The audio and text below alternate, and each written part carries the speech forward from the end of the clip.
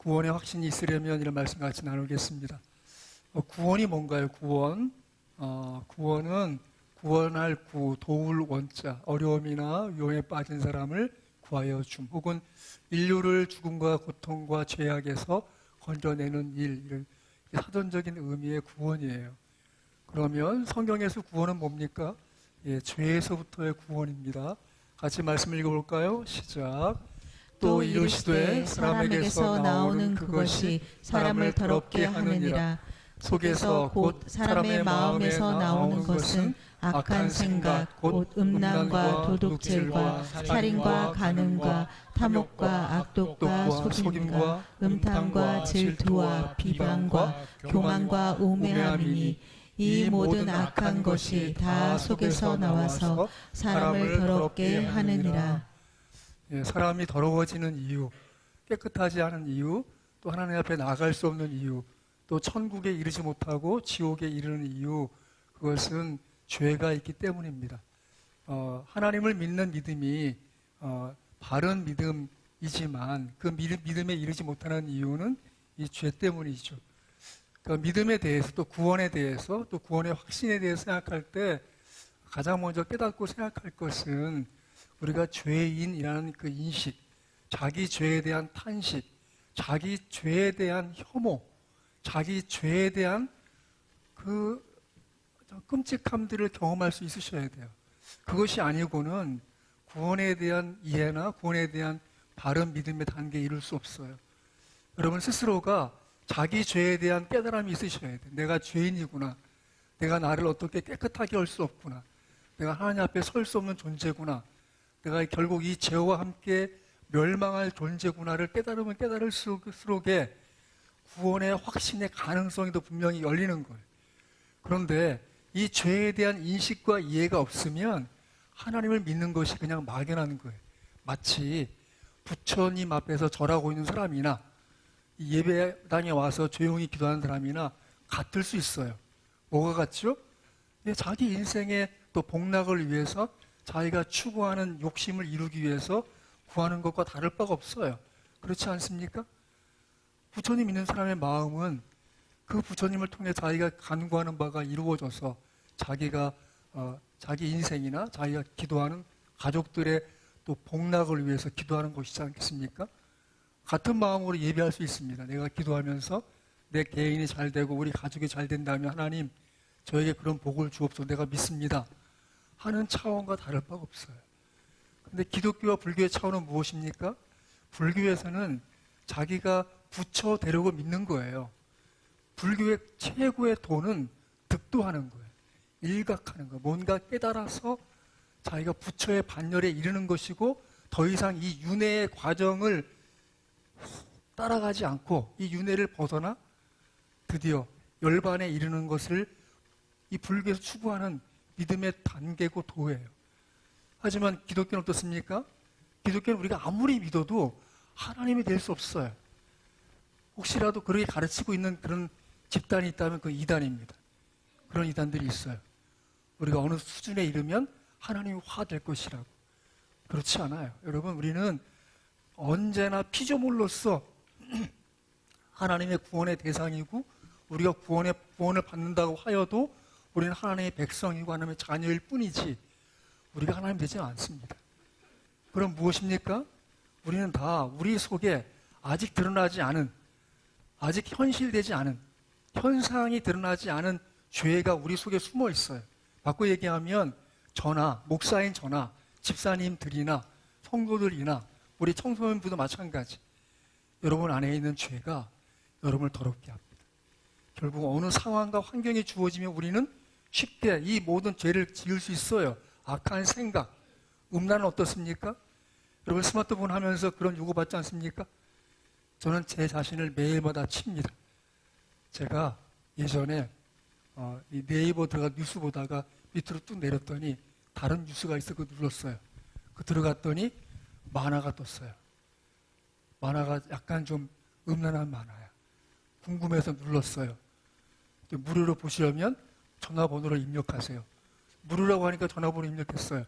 들어갔더니 결제가 필요하대. 하고 나왔어요. 그런데 그 다음 주부터 저에게 매일마다 문자가 옵니다. 지금도 와요. 그게 벌써 한 10년 전 이야기거든요. 처음에 매번 올 때마다 삭제 혹은 수신 거부를 매번 했어. 근데 매번 다른 번호로 와. 내용이 뭐냐? 당신의 밤을 즐겁게 해드리겠습니다. 이 약을 드시면 이거예요. 맨날 내용 바뀌는데 미치겠어요.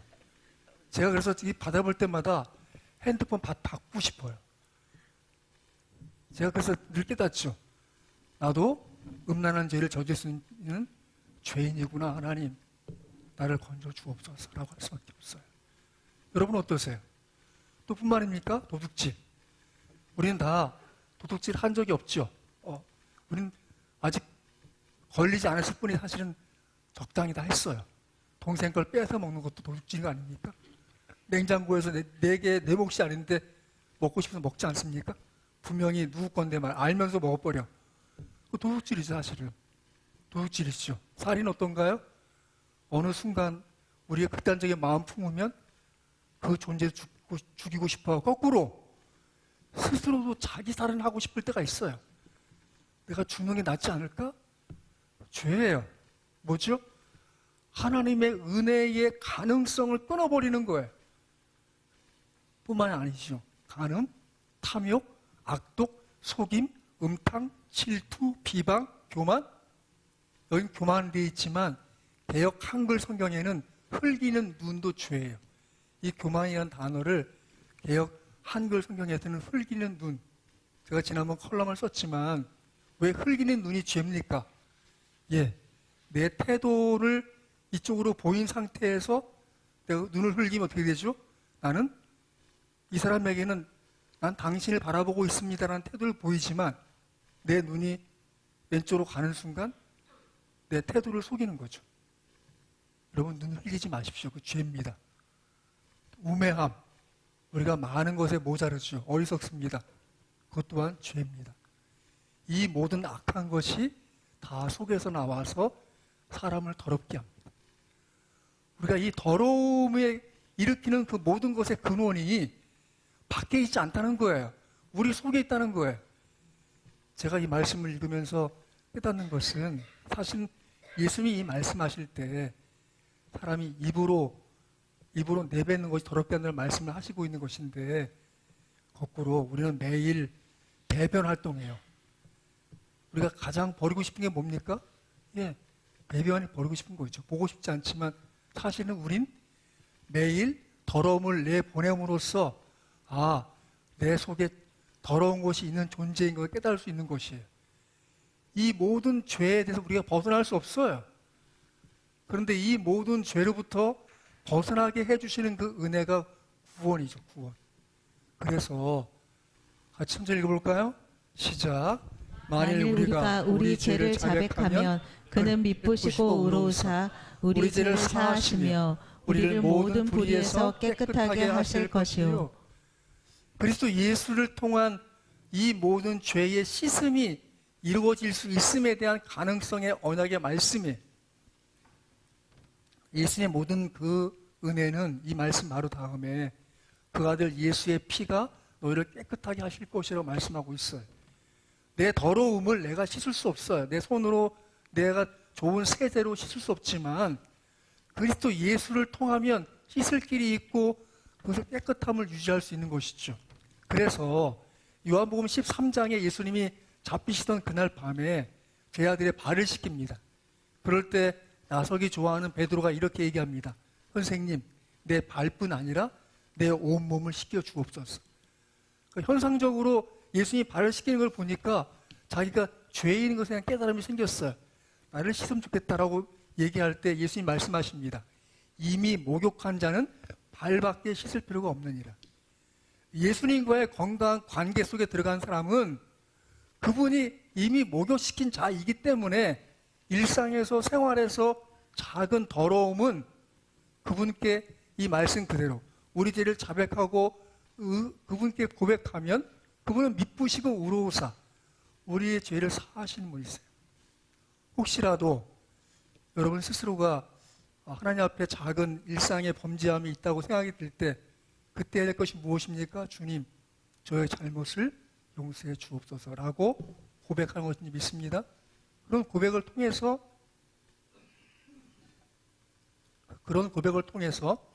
이제 그 사람의 믿음이 계속 주님과의 건강한 관계 속에 유지되는 것이죠. 여러분 혹시 발을 씻고 자지 않는 경우가 있습니까? 하루 이틀은 그럴 수 있겠죠. 3, 4일 지나고 일주일 지나면 못 버티죠, 본인도. 냄새나서. 어쨌든 일상에서의 그 모든 죄를 깨닫고 생각할 때마다 예수님께 고백드림으로써 그분은 우리를 정결하게 그분과의 새로운 관계 속에 있게 유지하는 거예요. 죄가 있으면 어떻게 됩니까? 그분과 연합이 이루어지지 않는 거예요. 교제가 이루어지지 않는 거예요. 그 죄를 씻어낼 때만이 그분과 온전히 연합 관계가 유지되는 것이죠. 그러니까 죄에서부터 구원, 성경이 말씀하고 있는 구원인 거예요. 두 번째는 죄의 결과인 사망에서. 같이 천천히 읽어볼까요? 시작. 그러나 아담으로부터 모세까지 아담의 번제와 같은 죄를 짓지 아니한 자들까지도 사망이 왕노릇하나니 오실 왕.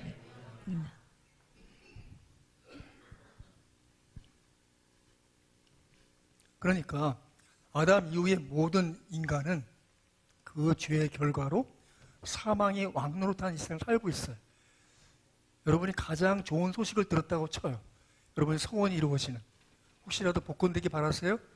오늘 복권이 당첨됐다는 연락이 왔다고 쳐도 여러분에게 이제 사망 선고 같은 말기암입니다 하면 사실 그거 별로 의미 없죠. 죽음의 소식보다 더 큰 소식은 세상에 없어요. 그 모든 소식을 잠재울 만한 소식은 죽음이에요. 그 죽음은 왜 왔습니까? 죄의 결과죠. 로마서 6장 23절 죄의 삭은 사망이요. 사망이 그렇게 우리에게 다가온 거예요. 사실은 여러분이 깨달을 건 모든 인생은 죽음을 앞두고 있는 거예요. 모든 인생. 응?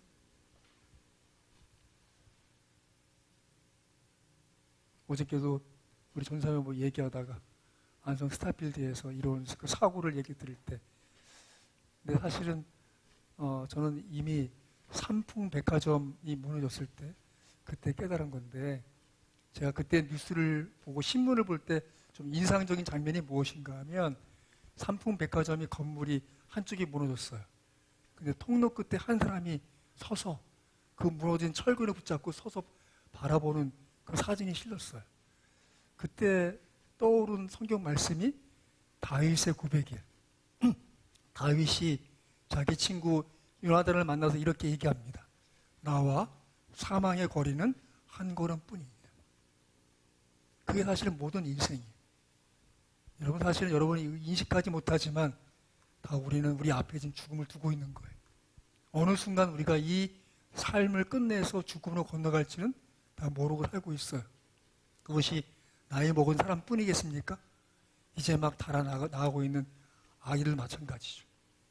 그 모든 것은 죄의 결과로 사망이 주어진 것이죠. 우리 모든 인생은 그 사망이 왕노릇하는 이 세상에 살아갈 수밖에 없기 때문에 성경에서 말하는 구원은 사망으로부터의 구원이에요. 그 다음 같이 읽어볼까요? 시작. 그런즉 한 범죄로 많은 사람이 정죄하에 이른 것 같이 한 의로운 행위로 말미암아 많은 사람이 의롭다 하심을 받아 생명에 이르렀느니라. 그렇게 우리에게 주어진 생명, 바로 그리스도를 통한 그 새로운 생명이 있죠. 자, 또 한 가지 성경에서의 구원, 세 번째는 영원한 심판으로부터 구원입니다. 같이 읽어볼까요? 시작. 한번 죽은 것은 사람에게 정해진 것이요 그 후에는 심판이 있으리니. 우리가 죽는 것이 끝이 아닙니다. 죽으면 그 모든 것 끝입니까? 그렇지 않습니다. 새로운 심판이 있고 그 영원한 형벌이 있음에 대해 성경이 분명히 보여주고 알고 있습니다. 왜 성경을 읽어야 됩니까?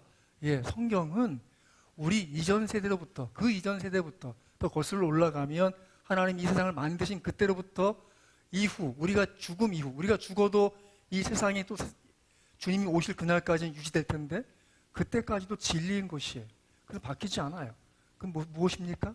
내가 인정하든 혹은 인정하지 않든 그것은 영원한 진리예요. 살아있는 진리예요. 그것은 영원한 가치가 되어서 판이 주어져 있어요. 영원한 심판으로부터의 구원을 얘기할 때 같이 읽어볼까요? 시작. 내가 진실로 진실로 너희에게 이르노니 내 말을 듣고 또 나 보내신 이를 믿는 자는 영생을 얻었고 심판에 이르지 아니하나니 사망에서 생명으로 옮겼느니라. 심판에 이르지 않게 되고 또 영생을 얻게 되고 또 사망의 생명으로 옮겨지는 그런 은혜는 바로 예수 그리스도의 말씀을 듣고 또 그분을 보내신 하나님을 아버지를 믿을 때 이루어지는 일입니다. 믿음이 어떻게 주어집니까? 할 때 그것은 들음으로 이루어지는 거예요. 로마서 10장 9절 이후에 보면 믿음은 들음에서 나고 들음은 그리스도 예수의 말씀으로 말미암느니라. 우리 믿음의 근거가 내 어떤 생각의 결론이 아니고 누군가의 가르침에 기대한 것이 아니라 그리스도 예수의 말씀에 의존하여 있는 것이죠. 그것이 바른 믿음인 것이고 그것이 우리로 하여금 이 사망으로부터 또 영원한 심판으로부터 이 옮겨진 존재가 되어 나가는 삶의 과정에 서 있게 되는 것이죠. 그렇게 성경에서 말하는 구원은 죄에서부터 또 죄의 결과인 사망에서부터 또 영원한 심판으로부터의 구원을 말씀하고 있어요. 그런데 구원의 확신을 얘기할 때 이렇게 얘기하는 분들이 있어요. 나 구원의 확신을 장담할 수 없다고 봅니다. 왜냐? 죽는 순간까지 그것을 어떻게 확신할 수 있겠습니까? 내가 여기서 믿는다고 해도 내가 믿는 믿음이 흔들리지 않고 죽을 때까지 보장할 수 있어요? 또 죽는다고 해도 내가 구원받을지 안 받을지 하나님이 아시는 것이 내가 어떻게 합니까? 라고 얘기하는 사람도 있어요. 또 내 구원에 대한 믿음은 확실하다고 착각하는 부류의 사람들인 것이죠. 목사님 말씀을 들어보니까 나는 믿는 것 같아. 난 그래서 이 구원 받을 수 있을 거야. 그렇게 이건 자기 확신인 것밖에 안 되는 거예요. 무슨 말이냐 하면 이 성경에서 말하고 있는 바른 믿음이라기보다는 자기 신념이야. 나는 구원 받을 수 있어. 구원 받을 거야. 목사님 말씀하는 것도 들으니까 그런 것 같아. 사실은 그건 굉장히 미약한 믿음이에요. 왜냐하면 용서하세요. 나에게 믿음을 가르쳐준 그분이 믿음의 삶을 떠나버렸을 때 내 믿음의 근거가 사라지는 거예요. 제가 여러분에게 성경 말씀을 가르치지만 제가 죄인이라 어느 순간 죄인된 삶이 드러나서 목회직을 그만둬야 되고 내가 믿음을 떠났다고 한다면 분명히 여러분들은 도대체 내가 믿는 게 뭐였지? 라고 할 수 있어요.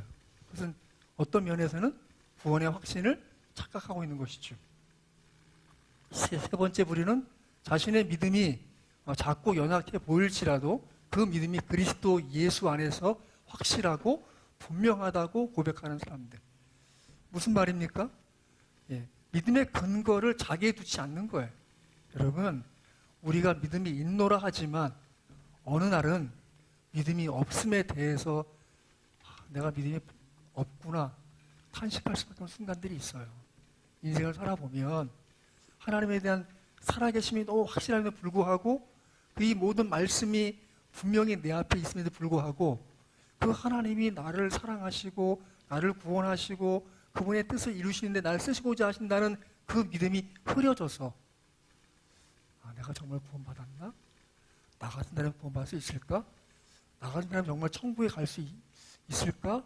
하는 의심과 의혹이 드는 순간들이 있을 수 있어요. 그럼에도 불구하고 이미 주어진 은혜의 수단들을 생각하면서 그 믿음의 연약함을 극복하는 사람들이 있습니다.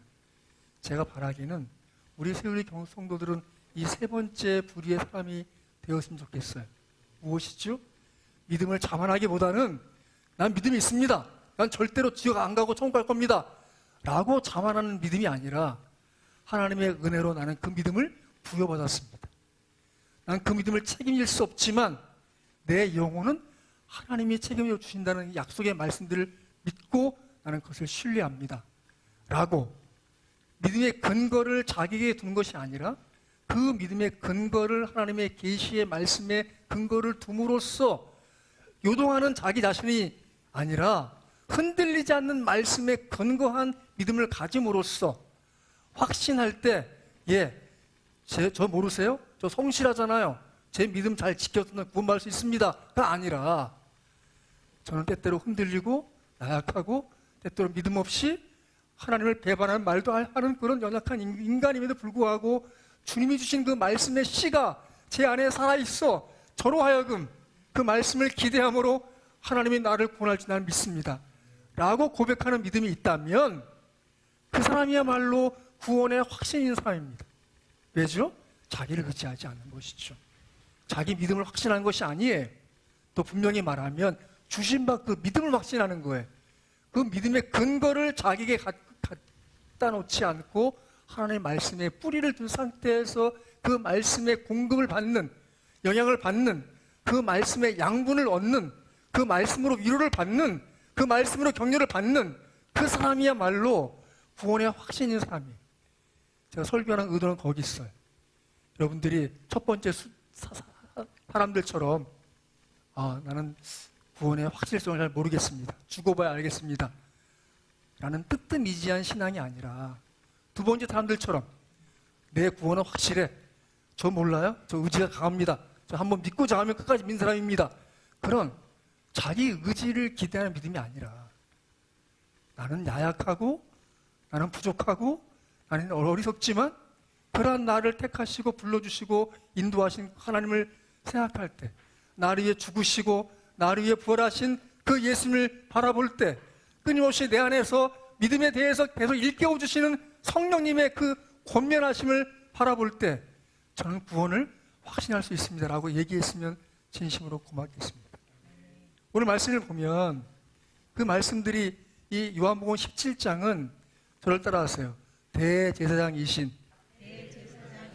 예수님의 중보기도.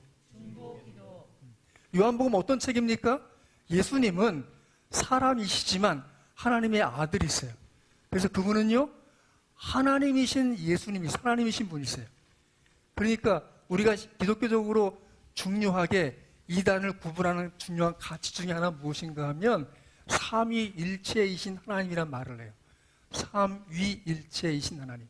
그 말은 성부 하나님의 자리가 있고 성자 예수님의 자리가 있어요. 또 그 하나님의 영이고 예수님의 영이신 성령 하나님의 자리가 있다. 그래서 하나님은 한 분 하나님이시지만 세 자리를 갖고 계신 삼위일체이신 하나님이라고 해요. 그래서 우리 구원을 얘기할 때 하나님 아버지 성부 하나님은 우리 구원을 계획하셨어요. 목적을 두고 하나님은 우리를 계획하셨어요. 구원을. 그 계획하신 구원의 계획을 실행하신 분이 있으세요. 그분이 예수님이세요.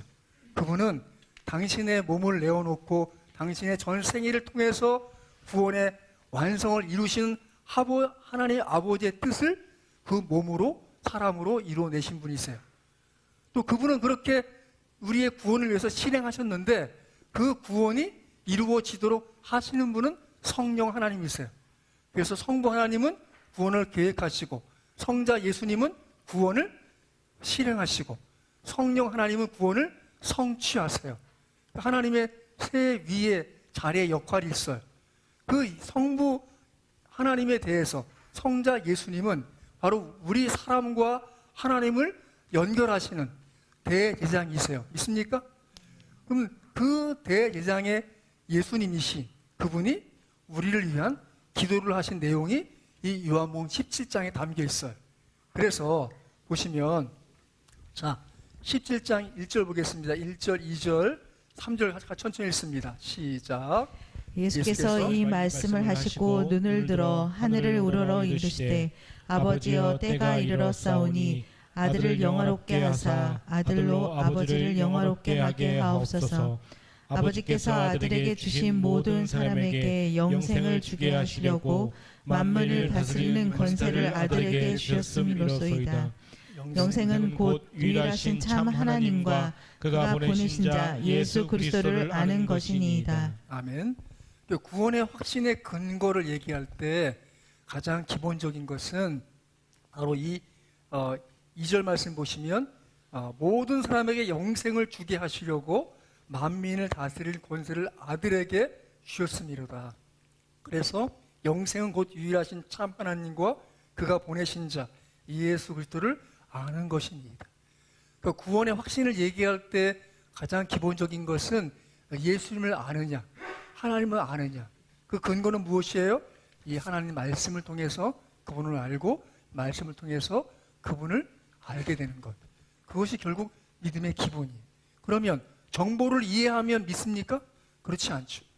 내가 무언가 이해했다는 면들이 내 의지적인 면에서 반영이 되고 감정적인 부분에서 공감이 되어야 되는 것이죠.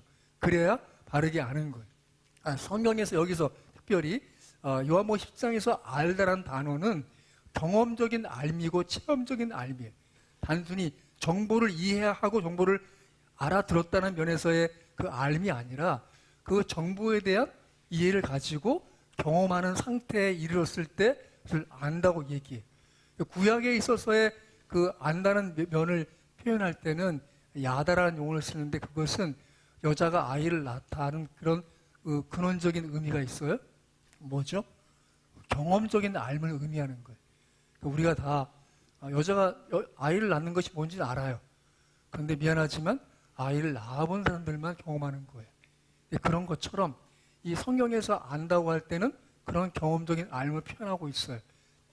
그래서 예수님이 이루시는 그 일들에 대해서 뭐라고 하시는가 하면 자 5절 6절 같이 한번 읽습니다. 시작. 아버지여 창세전에 내가 아버지와 함께 가졌던 영화로서 지금도 아버지와 함께 나를 영화롭게 하옵소서. 세상 중에서 내게 주신 사람들에게 내가 아버지의 이름을 나타내었나이다. 그들은 아버지의 것이었는데 내게 주셨으며 그들은 아버지의 말씀을 지켰나이다.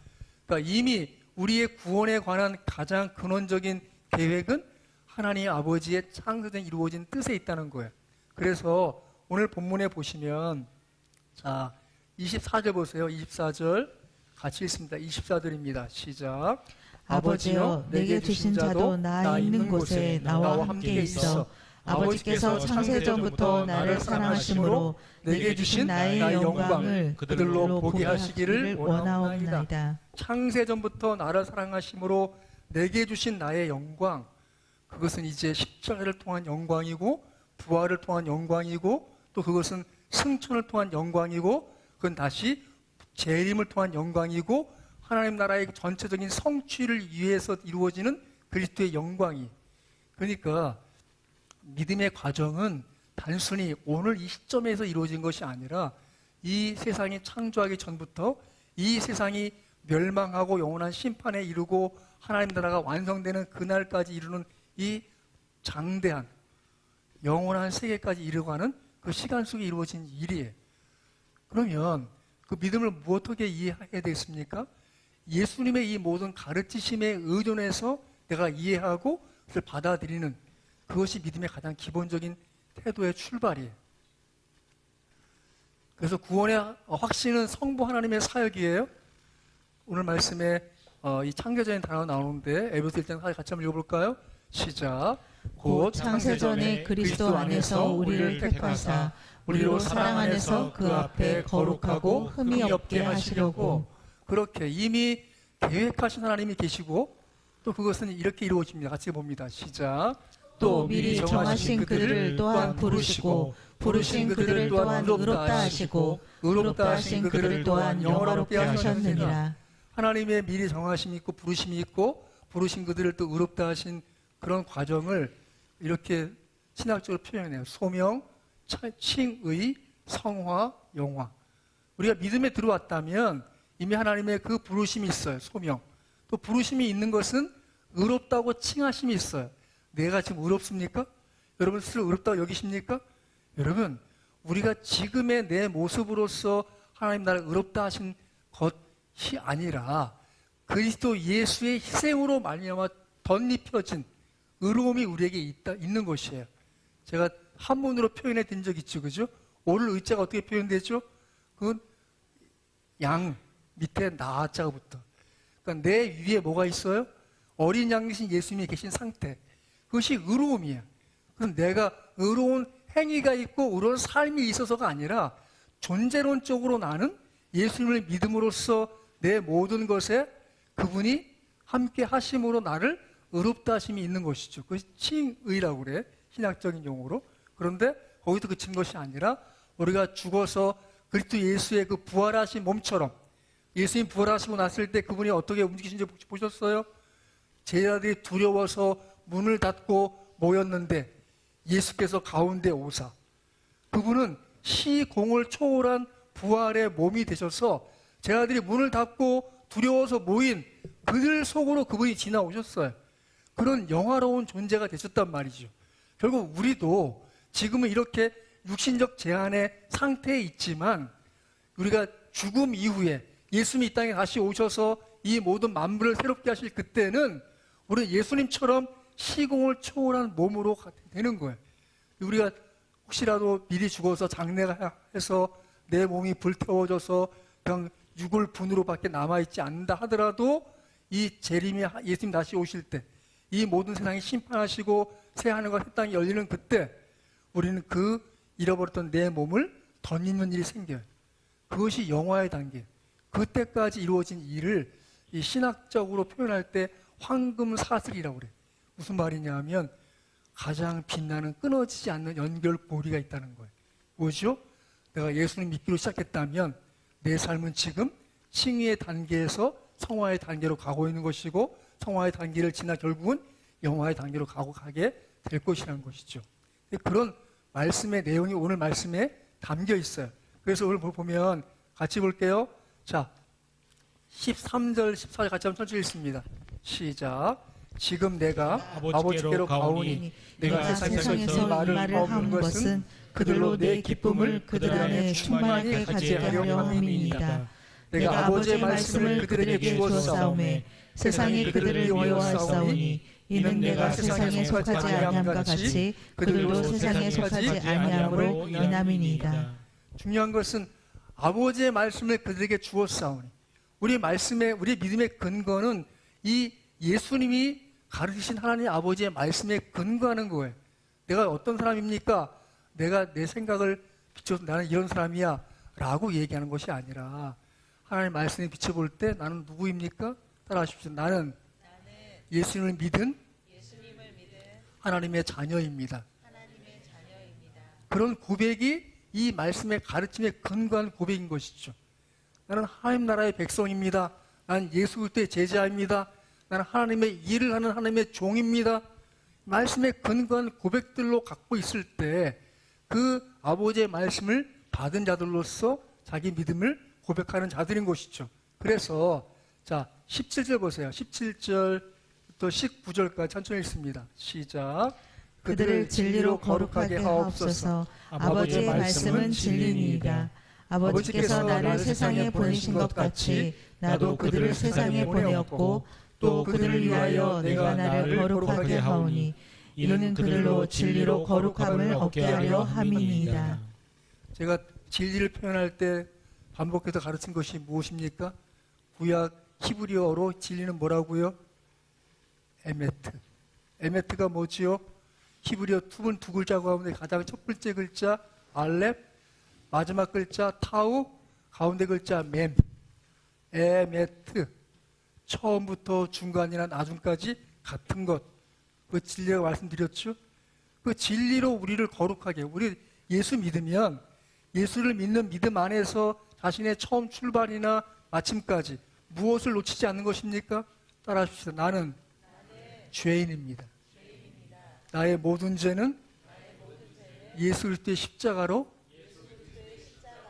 용서함을 받습니다. 믿습니까? 그것을 믿는 게 믿음인 거예요.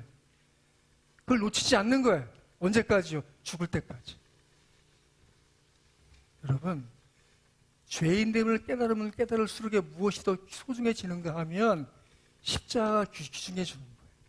나를 용서하신, 나를 받아주신, 나와 함께 하신, 나를 인도해 주시는 그 십자가의 은혜가 더 분명해지는 것이 믿음이에요. 그 믿음을 어느 순간 놓쳐버리면 십자가가 중요하지 않게 되는 건데 잘못되고 있는 거예요. 앞서 얘기한 그 모든 죄에 대한 깨달음이 생길 때마다 그 죄의 직면에서 자기 실패를, 자기 좌절을, 자기 멸망을 바라볼 때마다 십자가가 정말 중하고 귀하고 가치롭게 여겨진다면 그 사람은 이제 구원의 바늘에 선 사람이에요.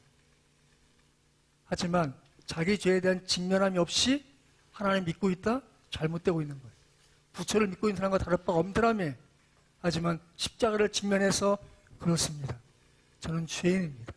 그 십자가의 은혜는 내게 너무도 귀하고 너무도 달콤한 하나님의 은혜의 약속입니다. 라고 고백할 수 있다면 그 사람은 구원의 확신인 사람이에요. 죄에 대한 직면함이 있으셔야 합니다. 그 다음 보면 자 20절 같이 읽습니다. 시작. 내가 비옵는 것은 이 사람들만 위함이 아니요 또 그들의 말로 말미암아 나를 믿는 사람들로 위함이니. 누구입니까? 우리죠. 사도들의 그 증거와 증언된 그 기록된 말씀을 통해서 우리가 드디어 예수님을 알게 됐어요. 그 예수님이 나 위해 죽으셨구나. 나같이 당연히 지옥 갈 이 불쌍한 영혼을 위해서 예수님이 죽으시다니. 그 예수님의 은혜가 감사해서 나도 그 예수님 믿는 은혜로 하나님을 아버지를 볼 수 있는 은혜를 잊게 되었습니다. 무엇입니까? 오늘 말씀 그대로예요. 그들의 말로 말미암아 나를 믿는 사람들로 위함이니. 여러분, 여러분을 위해서 그리스도가 기도하는 기도는 여전히 효력이 있습니다. 여전히 여러분들이 인식하든 인식하지 못하든 그리스도는 우리를 위해서 기도하신 분이십니다. 로마서 8장 말씀에 죽으실 분 아니요 부활하신 그분이 하나님 보좌 우편에서 우리를 위해 친히 간구하신다고 말씀하고 있습니다. 여전히 예수님은 우리를 위한 영원한 대제사장이시고 중보자이십니다. 믿습니까? 그를 고백하십시오. 내가 내 구원을 확신할 수 없을 때 그분은 그분의 간구를 통해서 우리에게 믿음을 주시고 은혜를 주셔서 그래도 그리스도의 그 기도해 주심이 나로 하여금 돌이켜 새로운 믿음의 단계에 이르게 하신 걸 깨닫게 됩니다. 그래서 자 23절 24절 같이 한번 읽습니다. 23, 4절 시작. 곧 내가 그들 안에 있고 아버지께서 내 안에 계시어 그들로 온전함을 이루어 하나가 되게 하려 함은 아버지께서 나를 보내신 것과 또 나를 사랑하신 같이 그들도 사랑하신 것을 세상으로 알게 하려 함이로소이다. 아버지여 내게 주신 자도 나 있는 곳에 나와 함께 있어 아버지께서 창세전부터 나를 사랑하심으로 내게 주신 나의 영광을 그들로 보게 하시기를 원하옵나이다.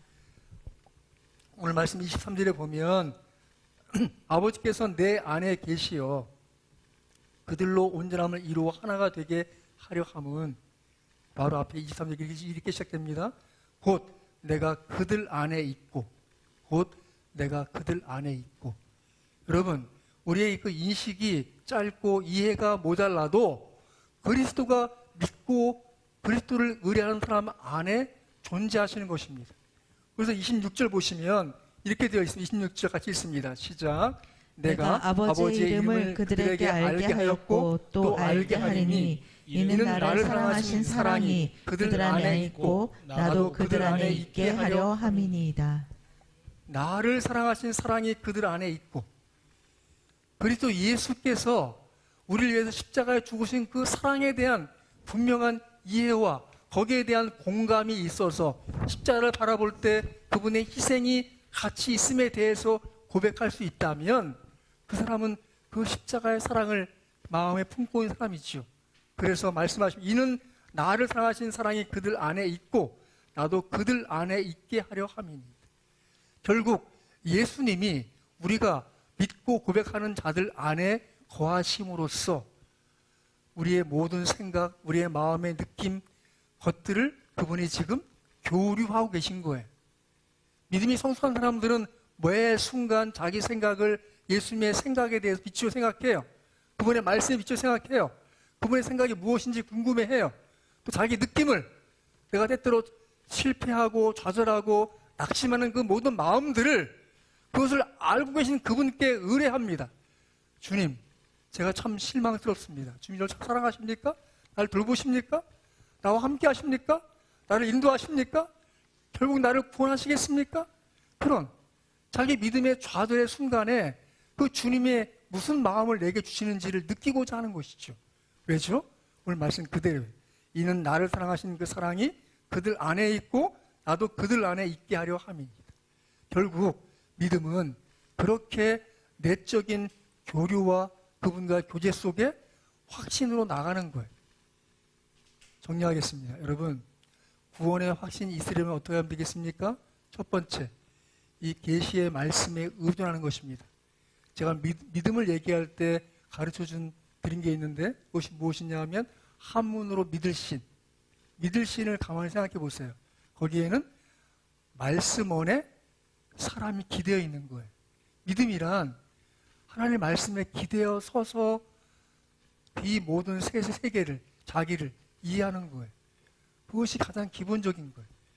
두 번째, 구원의 확신이 있으려면 그분과 내가 관계 있는 믿음으로 나아가기 위해서 죄에 대한 분명한 이해와 탄식과 자기 스스로에 대한 괴로움들이 있어야 돼요. 내가 이런 죄인이구나. 내가 이렇게밖에 처신하지 못하는 어리석음이 있구나. 그런 자기 실패감이 있을 때 그걸 넘어서는 그리스도 예수의 십자가의 희생이 값지게 자기 마음에 들어올 때 그것이 이제 믿음이 확신이 되는 것이에요. 십자가에 대한 분명한 이해와 그 십자가에 대한 확신이 있습니까? 거기에 대한 분명한 확신이 있기 바랍니다. 세 번째, 구원의 확신이 있으려면 자기 내적으로 여전히 내 생각을, 내 마음을 일깨우시는 그리스도와 계시다는 것을 놓치지 말아야 합니다. 그분의 사랑의 마음이 충만해질 때는 다 수용이 되죠. 모든 인간의 수용의 폭이 넓어져요. 사랑이 좁아 있으면요, 나 자신도 이해하기 힘들어요. 여러분, 이렇게 보세요. 여러분은 하나님이 용납하시고 받아들인 영혼이 있어요. 뭐죠? 내가 나를 용납하지 못해도 내가 너를 사랑한다라고 나를 받아주신 분이 있어요. 바꿔 얘기하면 여러분이 여러분 속에서 똑바로 해, 이 자식아. 너 왜 그것밖에 못해? 그렇게 비난하는 그 영혼을 위해서 예수님이 십자가에 죽으셨어요. 여러분 스스로가 여러분 스스로를 이해하고 용납하는 수준이 아니라 예수님이 여러분을 받아주셨고 예수님이 여러분을 사랑하시는 그 사랑을 인정하시고 이해하셔야 돼요. 그걸 받아들일 때 믿음이 바르게 성장하는 거예요. 자기를 용납하고 이해하는 폭만큼 상대방을 이해하고 용납하는 거예요. 남에게 자비로운 사람은 먼저 자기 자신에게 자비로운 사람이 된 거예요. 남에게 용서를 많이 하는 사람들은 그리스도의 용서가 자기에게 풍성히 임하였음을 이해하는 사람이에요. 여러분 스스로를 여러분의 낮은 수준의 차원에서 보지 마시고 예수님의 십자가의 희생을 통해서 구원받은 영혼으로 바라보세요. 여러분 스스로를 이렇게 격려하세요. 저를 따라하세요. 내 안에 나. 내 안에 나. 잘 들어라. 예수님이 너희 위해 죽으셨고 너희 위해 부활하셨어. 잘하고 있어. 자기 스스로를 예수님을 통해서 자기를 볼 수 있어야 돼. 난 여러분들이 매 순간마다 여러분 스스로를 더 다그치지 않길 바래. 여러분 스스로를 너무 이렇게 몰아세우지 말길 바래. 왜죠? 예수님은 그렇게 하기 원하지 않았어요. 예수님이 우리를 구원하신 이유는 본래인 내가 참된 자유를 누리고 참된 감사를 누리고 살아가는 기쁨이 충만한 사람 되기를 원하세요. 믿습니까? 내게 주어진 인생이 너무 값지고 내게 주어진 시간이 너무 귀하고 남아있는 내 생애를 통해서 이루실 하나님의 무한한 가능성에 대해서 감격할 수 있어야 돼요. 내가 아직 만나는 그 인생을 위해서 내가 아직 섬기지 않고 있는 그 가정과 어떤 마을과 민족을 위한 하나님의 무궁무진한 생각들이 내 영혼을 통해서 펼쳐지기 원하시는 거예요. 믿습니까? 그렇다면 구원의 확신이 분명하죠. 어떻게 구원의 확신이 이루어집니까? 정리합니다. 여러분 스스로의 죄에 대해 직면하세요. 그걸 넘어설 그 무언 가능성도 없어요. 딱 한 가지 가능성이 있는데 그것은 십자가의 은혜예요. 예수님의 말씀이에요. 예수님이 우리 안에서 끊임없이 권면하시는 그 권면을 받아들여서 자기를 이해하고 자기를 받아들여서 새로운 차원의 믿음으로 나갈 수 있는 가능성을 열어놓으신 주님께 드릴 만한 찬양이 있고 감사가 있다고 믿습니다. 바라기는 그렇게 여러분의 구원 확신을 더하시는 그분의 은혜가 충만히 임하시기를 주의 이름으로 축원합니다.